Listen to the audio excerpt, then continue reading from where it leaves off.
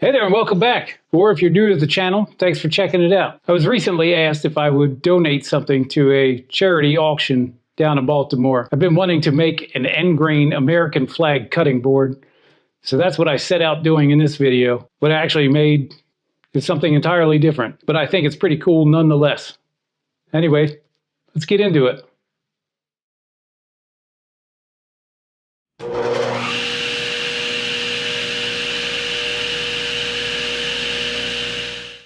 Starting over here at the table saw with this walnut. This board will only consist of two different species of wood, walnut and maple. I'm going to cut this down to about 30 inches and glue the two pieces together.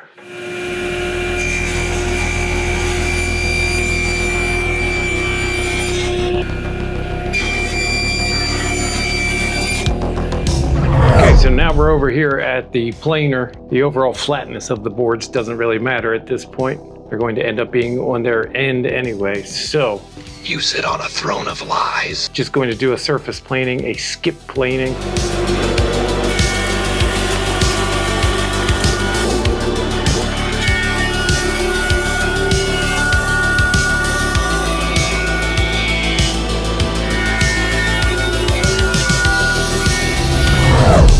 I'm going to trim off a little bit of this sapwood here. I'm definitely going to get rid of that because that'll cause a problem down the line.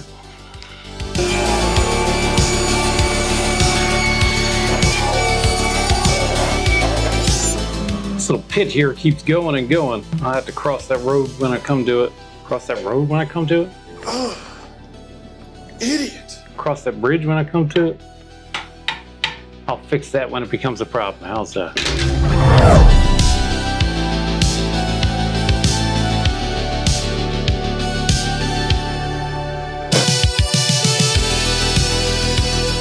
All right, now I've got some hard maple here. I'm going to cut this into 30-inch pieces as well.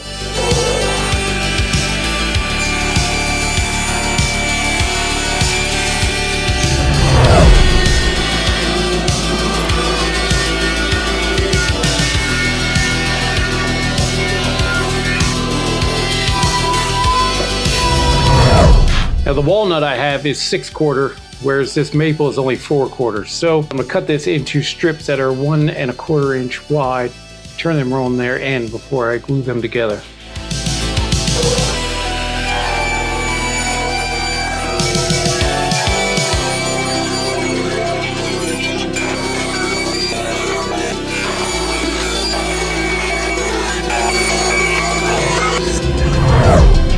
The original glue spreader.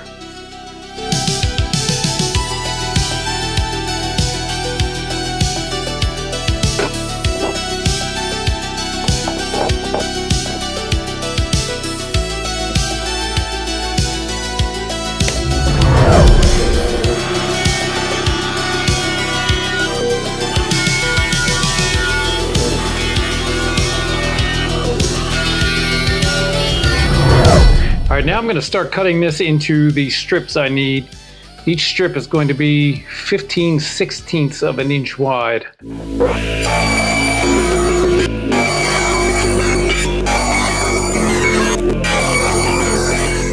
I had some pretty bad snipe I didn't realize from the planer. That may cause some issues, but hopefully my cuts will line up and those will be an issue no longer. We're going to see.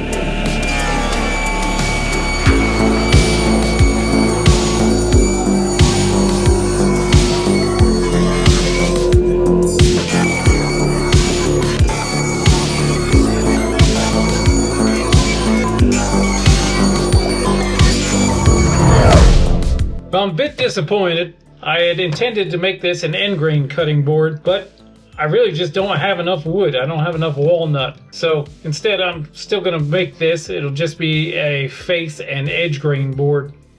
So I'm going to glue this up in two sections. This will be the part next to the union.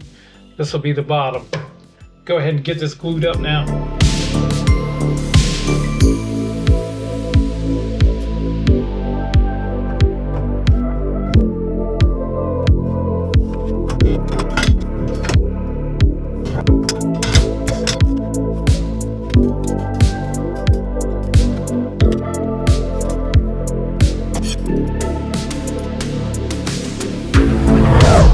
right, this has been sitting here for a few hours, so get her out of the clamps. Gonna do a light pass through the planer.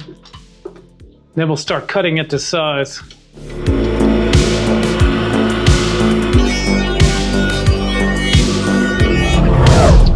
All right, I'm gonna trim off this end first, flip it over, and I kept the parts with the gaps off to one side in this one piece so I can cut them off. This will be where the union goes.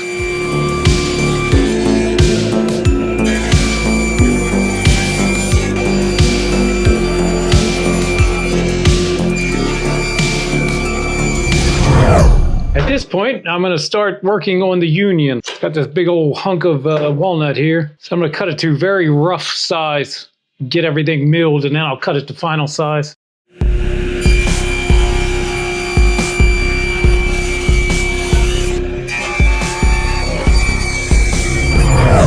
All right, we're back over here at the joiner. Now that we're doing a face grain board, flatness actually matters at this point, so that's what I'm going to do.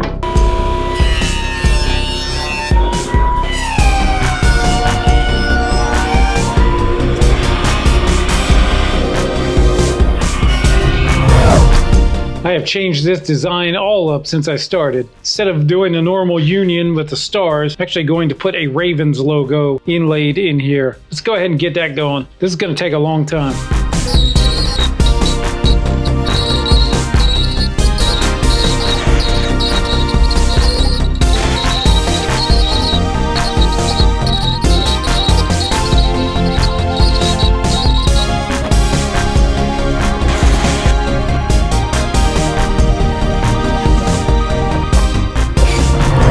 That last carve took about 2 hours. I suspect this will take about the same, so let's get it going.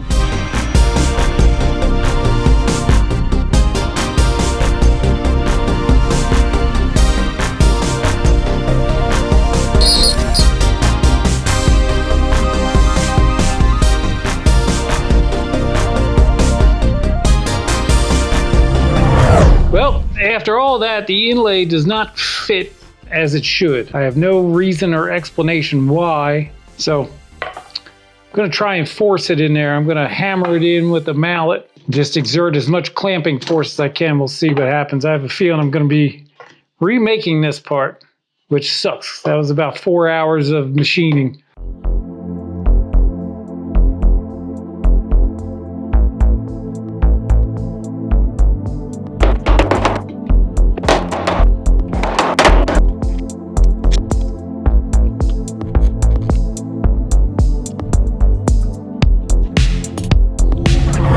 I've already resigned myself to the fact that this is going to fail. It's only a couple bucks in material, but still, it seems I made an error when calculating the tool paths, so totally my fault. Just for shits and gigs, though, I'm going to send this through the planer and see how it looks.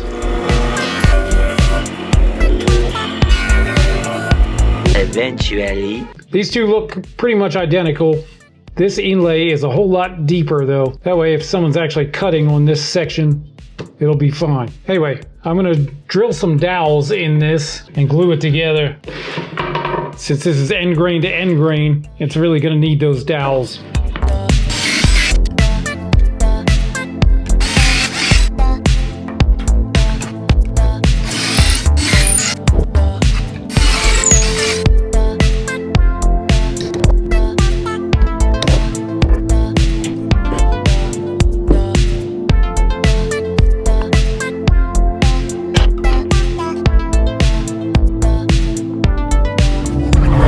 So this has been here a couple hours, so I'm going to get it out of the clamps, drill some more dowels to attach the bottom piece.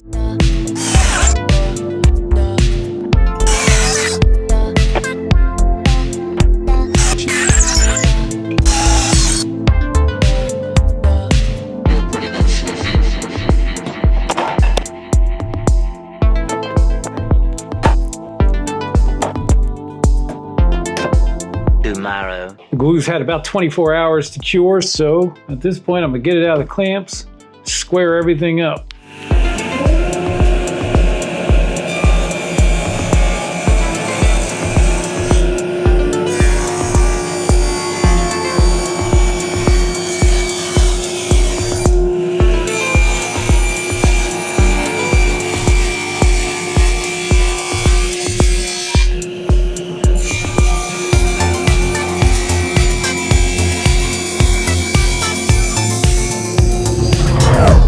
I've really struggled with what to do with this thing. Continue making it a cutting board or just have it as a wall hanging. I've decided I'm going to continue making it a cutting board. Put the juice groove here on the back so they can still have the display side. I'm not going to put feet or anything on it just in case they want to hang it on the wall. Let's go ahead and get this juice groove on here.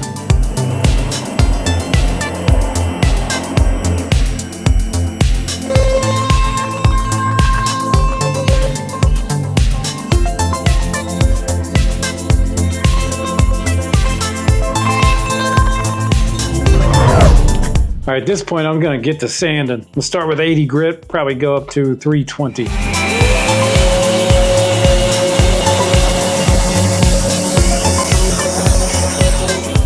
seen a lot of people online asking how to sand juice grooves. I use a 1/2-inch bit. I found a dowel that's 0.48 something in diameter. It's a little bit smaller, which makes room for the sandpaper so I can get all the way down into the groove.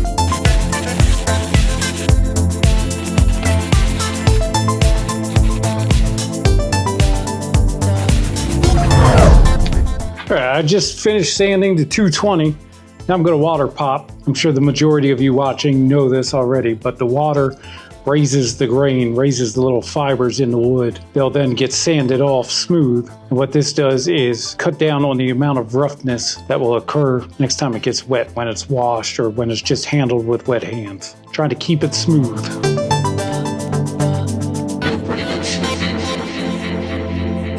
I'm going to let that dry completely, resand it a bit. This thing will be close to being done.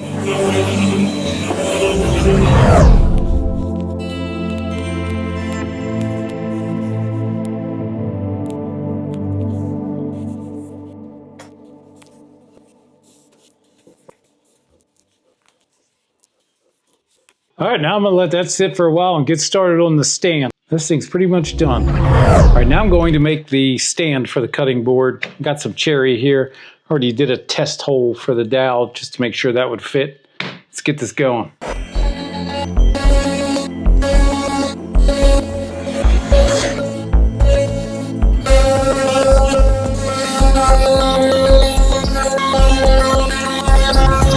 All right, what I'm doing now is completely unnecessary. It's more of an experiment, trying out my new rotary attachment for the CNC. I'm going to try and create a diamond pattern all across the dial. Dial? This is a dowel. English, motherfucker, do you speak it? All right, let's get this going.